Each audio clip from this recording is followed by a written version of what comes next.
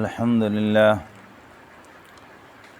لله وكفى والصلاة والسلام على من لا نبي بعده أما بعد فأعوذ بالله من الشيطان الرجيم بسم الله الرحمن الرحيم واتبعوا ما تتلو الشياطين على ملك سليمان وما كفر سليمان ولكن الشياطين كفروا يعلمون الناس السحر وما أنزل على الملكين ببابل هاروت وماروت وما يعلمان من أحد حتى يقولا إنما نحن فتنة فلا تكفر فيتعلمون منهما ما يفرقون به بين المرء وزوجه وما هم بضارين به من أحد إلا بإذن الله ويتعلمون ما يضرهم ولا ينفعهم وَلَقَدْ عَلِمُوا لَمَنِ اشْتَرَاهُ مَا لَهُ فِي الْآخِرَةِ مِنْ خَلَاقٍ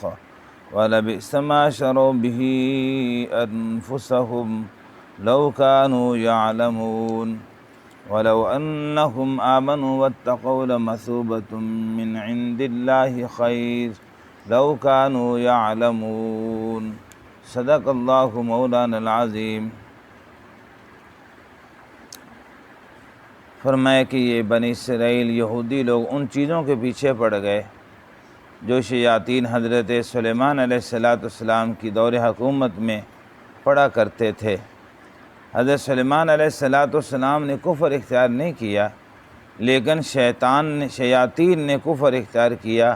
وہ لوگوں کو جادو سکھاتے تھے، اور یہ لوگ اس چیز کے پیچھے پڑ گئے جو بابل شہر میں دو فرشتوں ہاروت اور ماروت پر اتارا گیا تھا، اور وہ فرشتے کسی کو کچھ نہیں سکھاتے تھے، حتیٰ کہ وہ کہتے تھے کہ ہم تو ایک امتحان ہیں، تمہاری آزمائش ہے، لہذا تم کفر اختیار نہ کرنا۔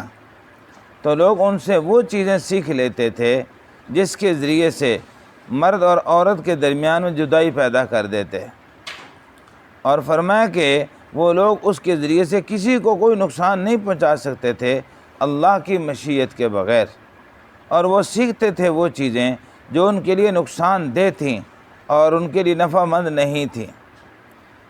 فرمایا کہ حالانکہ وہ جانتے تھے کہ جو چیز انہوں نے اختیار کی ہے آخرت میں ان کا کوئی حصہ نہیں ہے، اور بری ہے وہ چیز جس کے بدلے میں انہوں نے اپنی جانوں کو بیچ دیا۔ کاش کہ وہ حقیقت کو سمجھ لیتے، اگر وہ ایمان اختیار کرتے اور تقوی اختیار کرتے تو اللہ کی طرف سے ملنے والا جو ثواب بہت بہتر تھا۔ کاش کہ ان کو حقیقت معلوم ہو جاتی۔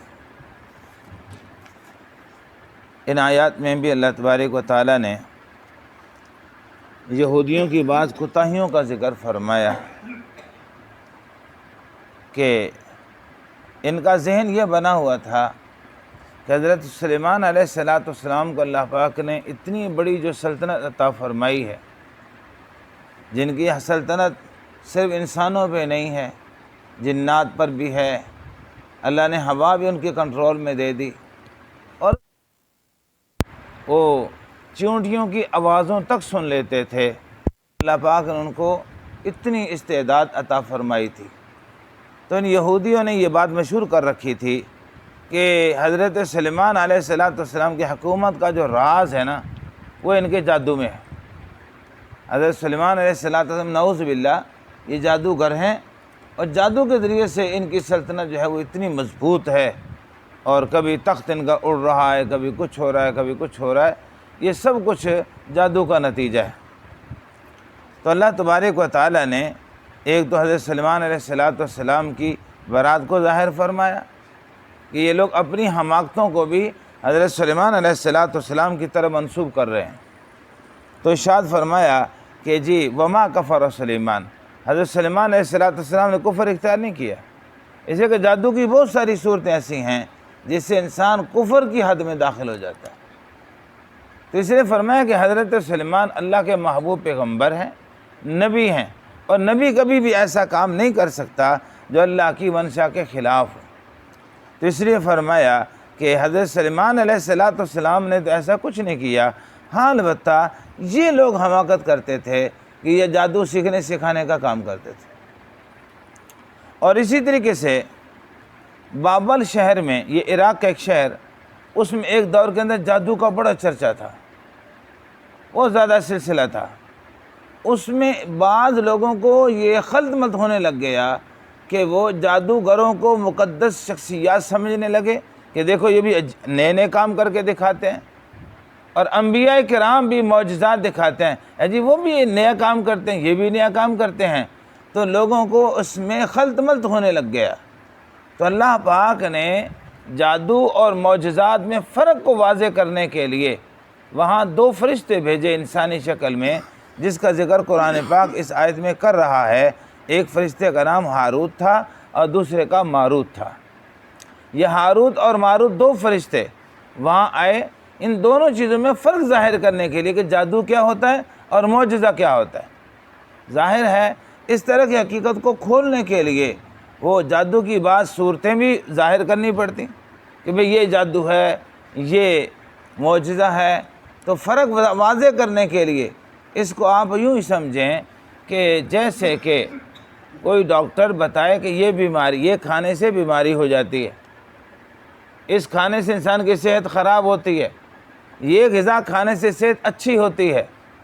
اب ڈاکٹر کا مقصد تو یہ بتانا ہوتا ہے کہ میاں تم مفید چیزیں اور نقصان دہ چیزوں میں فرق کرو، اور فرق کا مطلب یہ ہوگا کہ مفید چیزوں کو اختیار کرو اور نقصان والی چیزوں سے اپنے آپ کو بچاؤ۔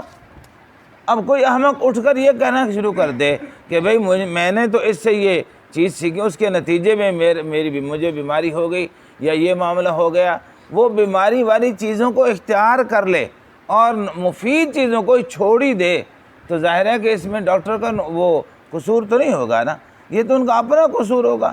ایسے ہی معجزہ جو ہے یہ امت کے لیے مفید ہی مفید ہوتا ہے، اس لیے کہ وہ خالص اللہ کی طرف سے ہوتا ہے۔ اور یہ بات بھی کئی دفعہ واضح کی جا چکی، معجزہ اللہ اپنے محبوب پیغمبروں کے ذریعے سے ظاہر کرتا ہے۔ معجزہ کا معنی یہی ہے، ایسا کام جو عام آدمی کر ہی نہ سکے۔ اور کرامت جو ہوتی ہے وہ اللہ کے ولیوں سے ظاہر ہوتی ہے، لیکن یہ نبیوں کے ذریعے سے معجزے کا ظاہر ہونا، اللہ کے ولیوں کے ذریعے سے کرامات کا ظاہر ہونا، یہ اللہ کے ولیوں اور صرف نبیوں کا فعل نہیں ہوتا، یہ پیچھے اللہ کی قدرت ہوتی ہے، اسی کے ذریعے سے یہ سب کچھ ہو رہا ہوتا ہے۔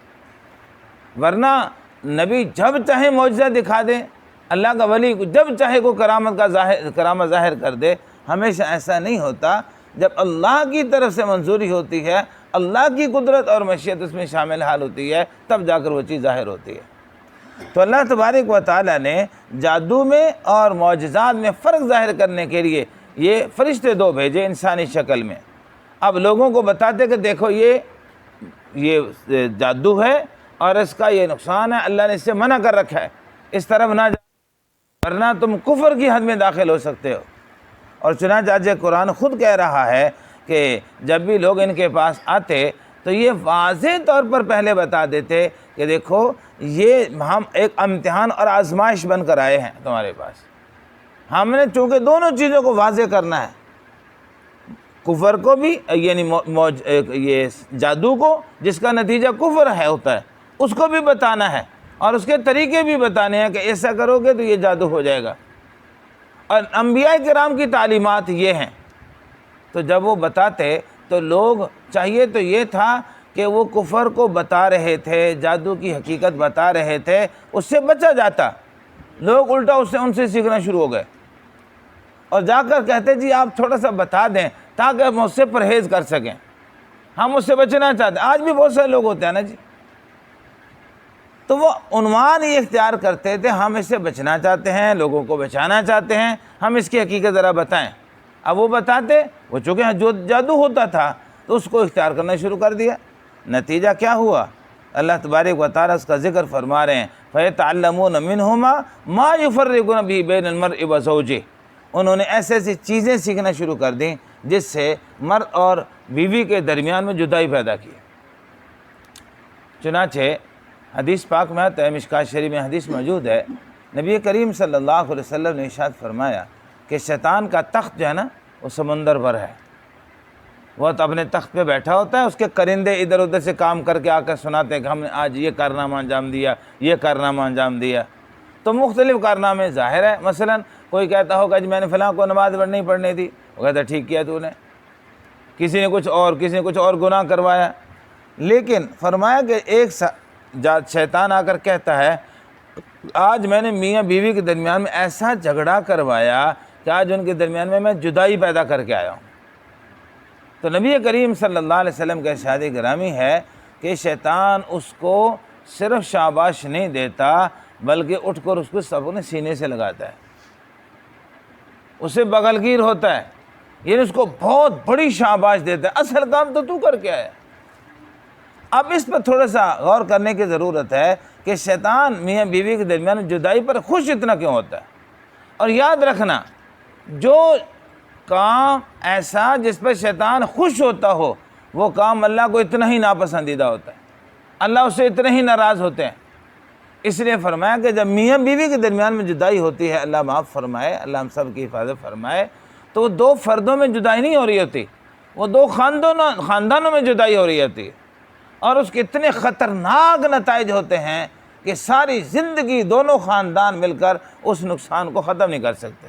کئی دفعہ اس طرح کا خاص طور پر اگر وہ اولادیں ہو چکی ہوں، بچے ہو چکے ہیں، اور ان کے درمیان میں خدا نہ خواستہ اس طرح کا معاملہ ہو جائے تو بھئی مرد کو اور عورت بیوی مل سکتی ہے، عورت کو اور شوہر مل سکتا ہے، بچوں کا کیا بنے گا بھائی؟ بچوں کو کون سنبھالے گا؟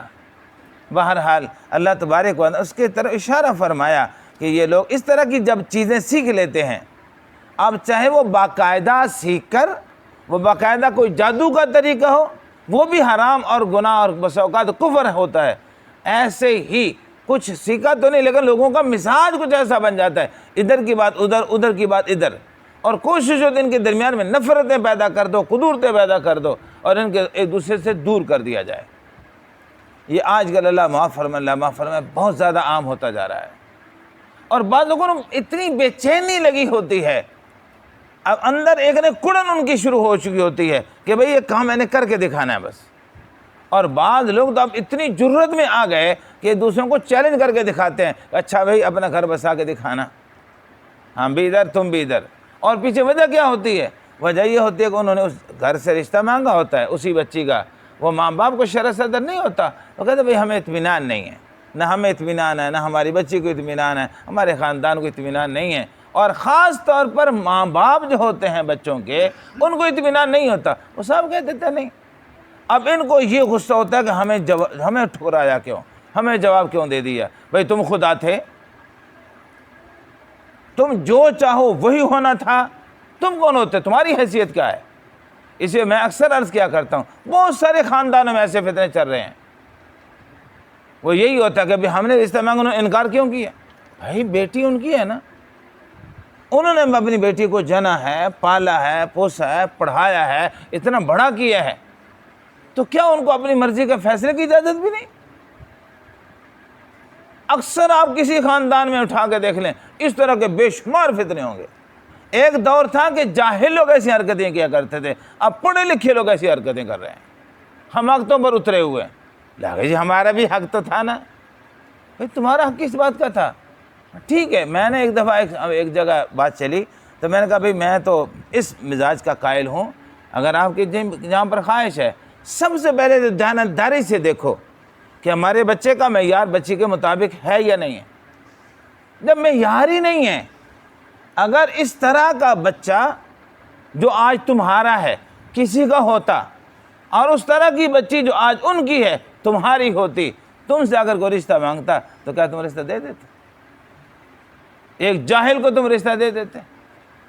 تو یعنی ایک چھوٹی سی بات ہوتی ہے، اس پر اتنے فتنے، اور پھر یہی چیزیں انسان، یہ خاص طور عورتیں اس میں بہت بڑا کردار ادا کرتی ہیں۔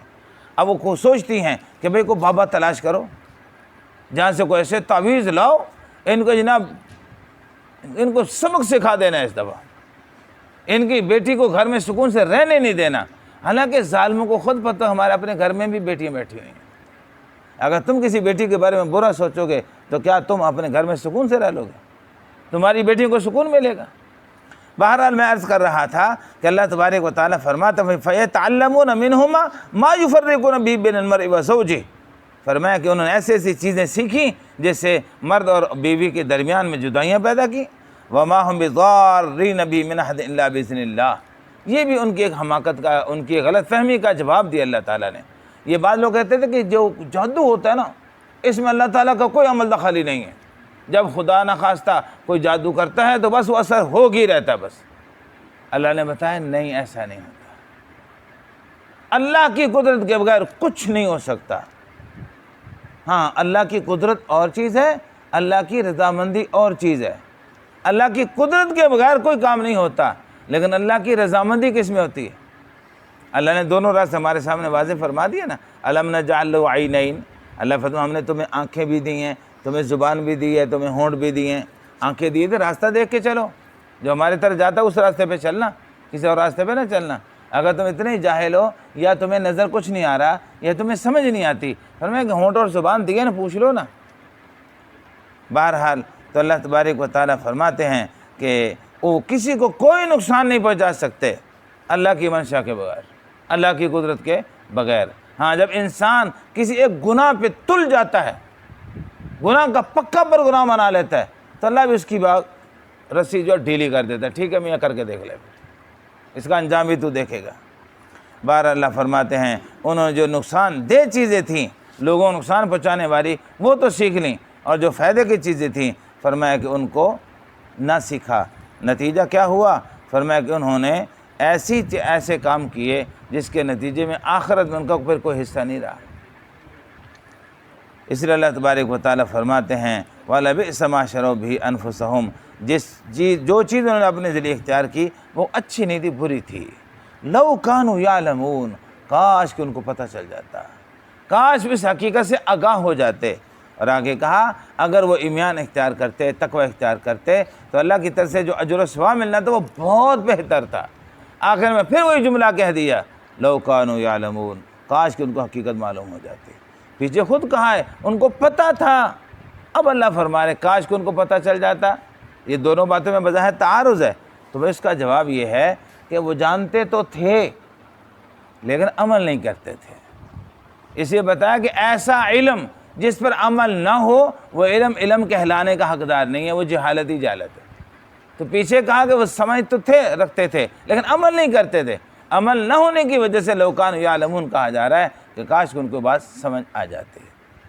اللہ پاک بھی مجھے اور آپ سب کو یہ باتیں سمجھ کر اس پر دل و جان سے عمل کی توفیق عطا فرمائے.